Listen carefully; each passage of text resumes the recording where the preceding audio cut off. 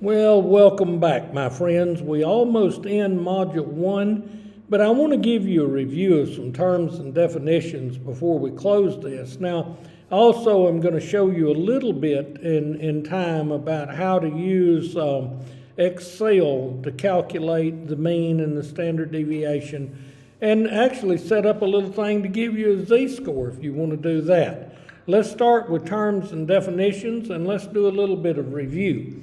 We had all of these terms. We've talked about all of this stuff in this series. Now let's talk about a population. A population is every value in a universe or a group or a set of interest. If we talked about things like the population of men in the world, the population of gazelles in Africa, we could have all sorts of things that could be a population, but a population is every item in a set of interest. A sample is a part of a population. A sample may be the full population, or generally it's a subset of the population, a smaller group. A lot of times we take a sample, we describe it and use that to explain a population. Random means that every item has an equal chance of being selected. A variable is a value of interest to us. A variable might be weight, a variable might be height. The phrase data is a plural term. It is the set of all values for the variable of interest. Datum is a singular value, means one data point. Descriptive statistics describe, and inferential statistics infer. What we will do with this is we will take a sample, we will describe the sample, like the mean, the standard deviation, and some other things, and we will use that to infer values about the population. And that's really most of what statistics does. Central tendency is a measure of where the middle is. The mean is the numerical average. Mu is the mean of the population. X bar is the mean of the sample. Median is the middle value when they're rank ordered. Mode is the value which occurs most often.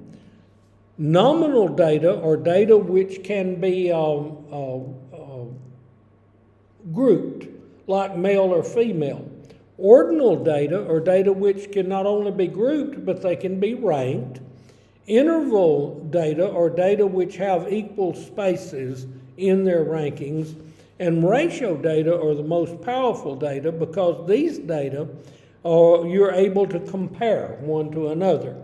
Standard deviation is the average distance from the mean.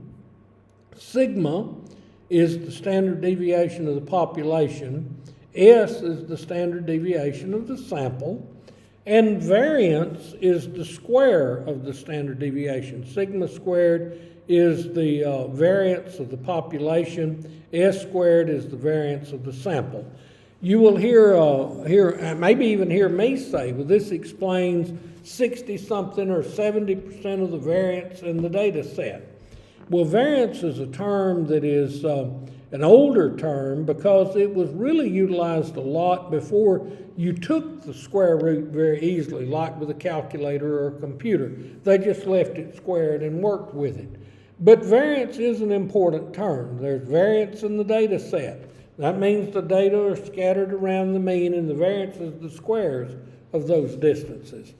Terms of review, we met z-score, and we learned how to calculate a z-score. We walked with it, so I want you to keep climbing the ladder. You've got this. You're mastering the terms and the definitions of statistics.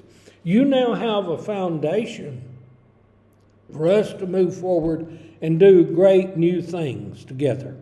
I'm going to have one more little discussion of SPSS and talk to you a little bit about it. But friends, you can do a lot of this with Excel before we get to SPSS. But SPSS is powerful, and statistical packages for the social sciences.